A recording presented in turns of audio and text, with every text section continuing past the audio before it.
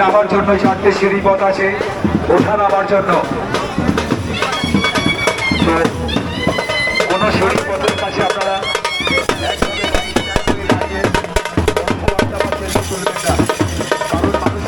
পরের বৃহস্পতিবার সকাল থেকে উৎসব সারাদিন, তাই সকাল থেকেই বর্ণাঢ্য শোভাযাত্রার মধ্যে দিয়ে হাজার হাজার মানুষের পায়ের তালে তাল মিলিয়ে এক সৌন্দর্য 225তম বর্ষের রায়পুর স্বদেশী মেলা।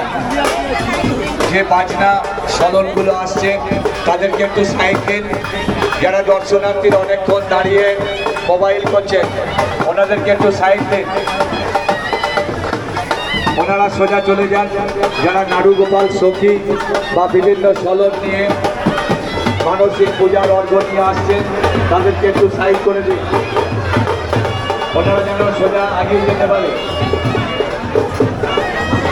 বয়স্ক মা বাবা কাকিমারা যারা এসছেন আপনাদের জন্য আসন দেওয়া আছে, আপনারা পথটা দেখতে পাবেন।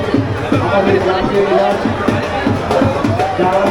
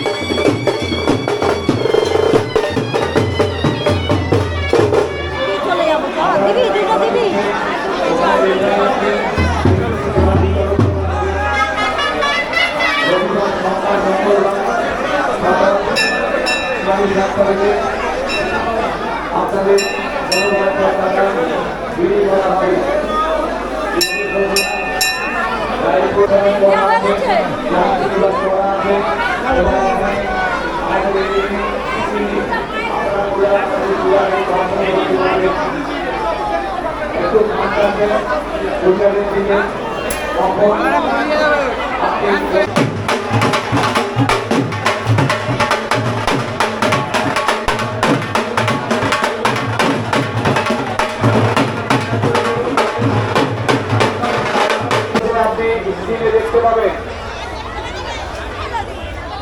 ঐতিহ্যবাহী রায়পুর স্বদেশী মেলা, রায়পুর জাতির মেলা। দর্শনার্থীদেরকে জানাই 225তম বর্ষে বনামপুরের এই মেলা বাৎসরিক কালী পূজা প্রতি বছরের মতো এবছরেও আপনাদের মতো ভক্তদের পূর্ণাঙ্গ মদন স্পর্শে গড়ে উঠেছে। 2 নম্বর ব্লকের দক্ষিণ চব্বিশ পরগনার সবাই একটু মনোরঞ্জন করছে, এখানে এ করার জন্য বিছিয়ে রাখছে, জায়গা ধরে রাখছে, কারণ সারা রাত ধরে পুজো হবে, বাচ্চারা থাকবে, ঘুম পেলে তো এখানেই ঘুমাবে। কি গো মামি, জায়গা ধরে রাখছো? কি বল যে আজকের আমার কালী পুজো হচ্ছে, আমাদের এখন রাতের বেলা পুষ্পাঞ্জলি দেওয়া হবে, এখন আমরা বসে রেস্ট নিচ্ছি। ঠিক আছে, এখানে অনেক কিছু বলি ফলি সব কিছু হবে, হোমযজ্ঞ সব কিছু হবে। বাদাম দেখা যে আমরা এখন বসে বসে বাদাম খাচ্ছি, দেখেছিস? পরে ভুট্টা খাবো। আমার বাবা বসে বসে বাদাম ভেঙে দিচ্ছে, বাবাকে দেখা। আমার বাবা এখন ঠিক আছে। আজকের দিনটার জন্য আপাতত আপনাকে একটি বছর অপেক্ষা করতে হবে। জমা দেবেন যারা এসেছেন। ABCDEF 6টি কাউন্টার আমাদের নাট মন্দিরে খোলা আছে। 6টি কাউন্টারে যে কোনো একটি কাউন্টারে আপনি আপনার টাকা জমা দিন। যারা সলন নিয়ে এসছেন বিভিন্ন প্রান্ত থেকে সোজা মায়ের কালী মায়ের একদম মন্দিরের পাশেই আমাদের টেবিলে জমা দিন। আপনার মনোবাঞ্ছা পূরণের বরকনে নাড়ু গোপাল সখী বিভিন্ন পাঠা বা বিভিন্ন মায়ের অলংকার বা মায়ের শাড়ি, গহনা, ধুতি যা কিছু মায়ের জন্য নিয়ে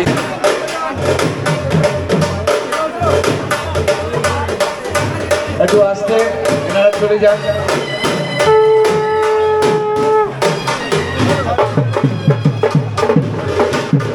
এই বছরে প্রচুর গন্ডি কাটান এখনো আছে, অসংখ্য মাতাজিরা গন্ডি কাটছেন, দাদা ভাইয়েরা এবং ছোট ছোট ভাই বোনেরাও এবছরে প্রচুর এসছেন। আদ্যাশক্তি মহামায়ার সেই কৃপাতে আমাদের অনেক ছোট ছোট ভাই বোনেরা এবং প্রচুর সংখ্যক এবছরে গন্ডি কাটা এখনো চলছে।